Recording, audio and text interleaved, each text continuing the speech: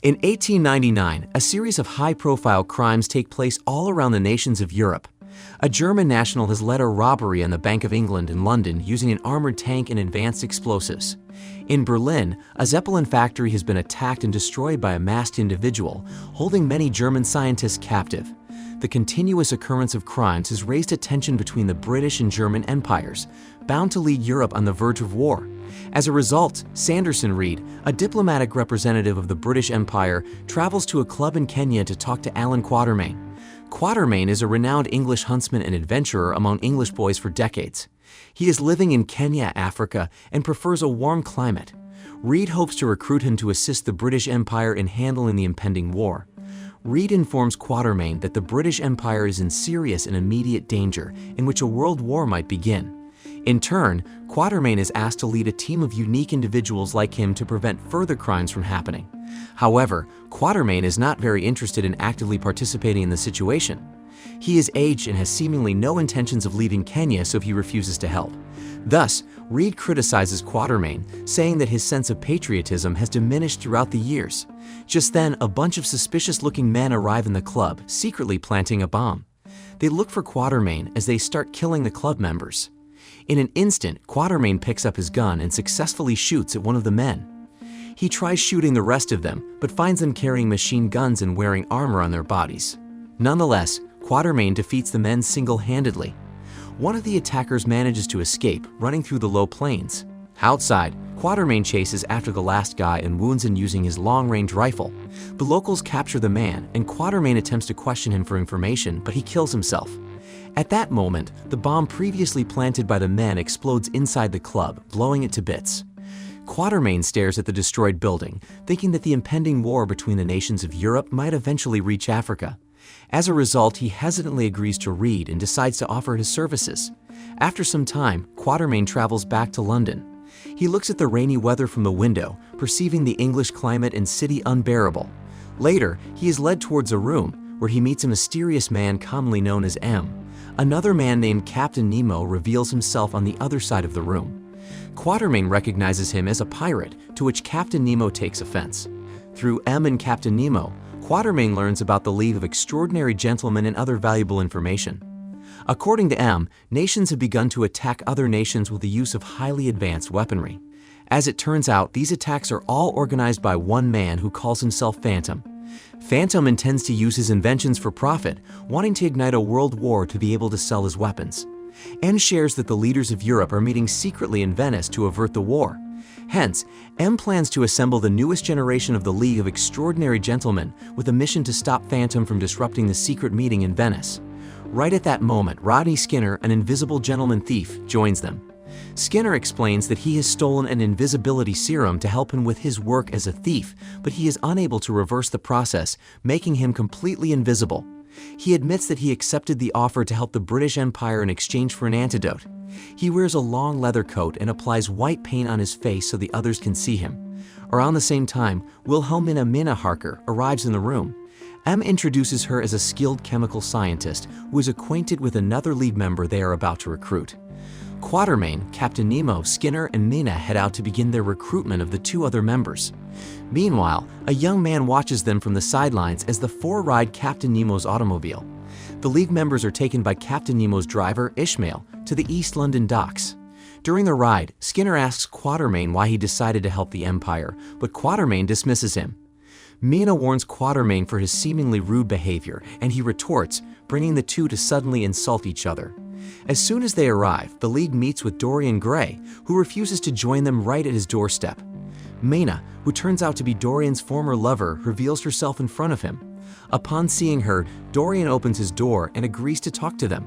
Inside, Quatermain observes his house decorations, pointing out that one painting is apparently missing on his wall. Captain Nemo confesses his curiosity as to what Dorian can contribute to their League because it was not mentioned in his file. Quatermain shares that Dorian has a lot of experience, and that is his contribution. He and Dorian met many years ago when he was still a student and Dorian delivered a lecture. All of a sudden, Phantom and his men arrive in the house, aiming their weapons at them. Quatermain meets Phantom for the first time, and Phantom introduces himself to the League. Phantom knows about the League's mission to stop them and says that he will not allow it. Thus, he invites everyone in the League to join him instead. In the middle of the confrontation, one of Phantom's men reveals himself as a friendly figure. He gives a signal to Quatermain before firing his gun towards Phantom's men, ensuing a gunfight. Quatermain immediately attacks the gunman while Skinner gets rid of his clothes to go invisible. On the other side, Captain Nemo and Dorian both fight Phantom's men with their swords. Dorian is revealed to be an immortal as a gunman shoots him repeatedly but remains unharmed. Phantom flees from the scene and the friendly figure chases after him but to no avail. Skinner expresses his envy towards Dorian because of his invulnerability to harm. As the fight subsides, one of Phantom's gunmen holds a knife against Mayna's throat. In a flash, Mayna's eyes turn red, revealing herself to be a vampire. She mercilessly rips the throat of the gunman and feeds on him. The men step back as they stare at Mayna in shock. Realizing that she is being watched, Mayna quickly composes herself back to normal. The friendly figure later introduces himself as Tom Sawyer, an agent who works for the American Secret Service. Sawyer was the young man previously watching them from the automobile. He tells the League that he followed them to Dorian's house and pretended to be one of Phantom's men. Dorian tells Sawyer that he has trespassed on a private gathering. Mayna then interrupts him, reminding everyone that Dorian has declined and his spot in the League remains open. Dorian, however, says that he has changed his mind after the battle. He agrees to join the League for the sake of the thrill and to rekindle his friendship with Mayna. At that moment, Quatermain takes an interest in Sawyer's modified, American-style gun. He acknowledges the skills of Sawyer and allows him to join the League. Later on, the League stands on a dock while waiting for Captain Nemo's submarine, the Nautilus. Quatermain asks Mayna, looking for an explanation about her previous encounter with the gunman she had killed. Mayna shares her background to the League, saying that her husband was named Jonathan Harker. Together with a professor named Van Helsing, the three of them fought an evil Transylvanian known as Dracula. Later, the League boards the Nautilus, traveling to Paris to talk to their last recruit. Their last recruit is identified as Mr. Edward Hyde, a man-beast that resembles a big monkey. Quatermain and Sawyer team up to capture Mr. Hyde, who is currently wandering and causing chaos in Paris. Quatermain fires bullets around Mr. Hyde to lure him towards the trap they set up. Mr. Hyde is dragged into a cold room inside the Nautilus, chained as the League tries to calm him down. Quatermain tells Mr. Hyde that the British Empire is willing to grant him an official pardon in return for his services, allowing him to return to his hometown. He quickly changes to his alternate personality, the brilliant and kind scientist Dr. Jekyll, who happily accepts the offer immediately. Quatermain declares that the newest generation of the League is complete, and the Nautilus sets out to Venice. As the League hangs around the upper deck, Quatermain notices Sawyer staring at Mayna. He teases Sawyer, saying that Mayna is out of his league. Right then, Dorian stands beside Mayna, but she shuts him off. Sawyer sees it and decides to talk to her. He approaches Mayna and tells her that she can go to him whenever she needs help. He also shows off his strength, but Mayna says that he is too young for her, walking away from Sawyer. Captain Nemo informs everyone that the Nautilus will be diving, urging them to return inside the ship. Soon, the Nautilus descends underwater and becomes undetectable. Back inside, Captain Nemo lays out copies of the plans the Phantom stole from the Bank of England. He shows Quatermain and Sawyer the blueprints of Venice, which includes its foundations and waterways. They suspect that the Phantom will attack the conference by sea. During the night, Skinner tries to sneak into Quatermain's room to tease him, but Quatermain detects his presence and kicks him out. The next morning, Captain Nemo is inspecting the Nautilus with Ishmael as they find scattered powder on the floor of the wheel room. Meanwhile, Quatermain is practicing his shooting when Sawyer comes out to watch him. Sawyer curiously asks Quatermain why he hates the British Empire. In reply, Quatermain shares that he was already given a mission a few years ago and agreed without hesitation. He took his son along but was killed during the mission, which made Quatermain settle in Africa and prevent any more engagements with England. Shortly after, Quatermain offers to teach Sawyer how to fire accurate and long-range shots. Inside, Quatermain and Mayna catch Captain Nemo worshipping Kali, the goddess of death. She wonders whether Captain Nemo can be trusted, but Quatermain thinks otherwise, confessing that he is worried about someone else. Later, Mayna is in the makeshift laboratory inside her room, studying the powder that Captain Nemo found in the wheel room. She finds out that it is a chemical that can create a flash of a camera. At the same time, Dorian visits her laboratory. Mayna shares to Dorian her theory that someone tried taking pictures of the Nautilus and its secrets. She faces Dorian, confronting him about his sudden decision to join the League. Dorian replies that he agreed to offer his help because it has something to do with a curse behind his own portrait. He tells her that there is a missing portrait of him in his home, admitting that all this time, his portrait has been aging instead of him. On the other hand, he is not allowed to look at his own portrait because it would lead to his immediate banishment. Dorian offers Mina a drink, but the glass breaks just before she could drink it. Her finger bleeds from a tiny cut, which Dorian wipes using his napkin. In an instant, Mina becomes triggered by bloodlust, driven by pure instinct, and she presses her lips onto Dorian. Outside Mina's room, Dr. Jekyll sees her and Dorian together. Dr. Jekyll is stuck in a heated debate with his other personality, Mr. Hyde. Mr. Hyde, the pure evil, teases Dr. Jekyll into drinking the potion that will summon him. The kind Dr. Jekyll refuses, insisting that he is a good man. Captain Nemo catches Dr. Jekyll struggling to contain Mr. Hyde inside of him. He warns Dr. Jekyll that he must not lose his control or he will have to take drastic measures. Dr. Jekyll returns to his room and discovers that one of his potions is missing. In another room, Quatermain and Sawyer continue to study the blueprint of Venice. They suspect that with enough explosives, the Phantom can destroy Venice's foundation and sink the whole city. Just then, Dr. Jekyll joins them in the room. Instinctively, Dr. Jekyll accuses Skinner, the invisible thief, as the culprit who stole his potion. Following the recent events of the flash powder and the missing potion, tension suddenly rises between the League as they worry that there is a traitor among them. After a few days, the Nautilus reaches Venice. The ship sails across the narrow waters of Venice and stumbles across a carnival full of people.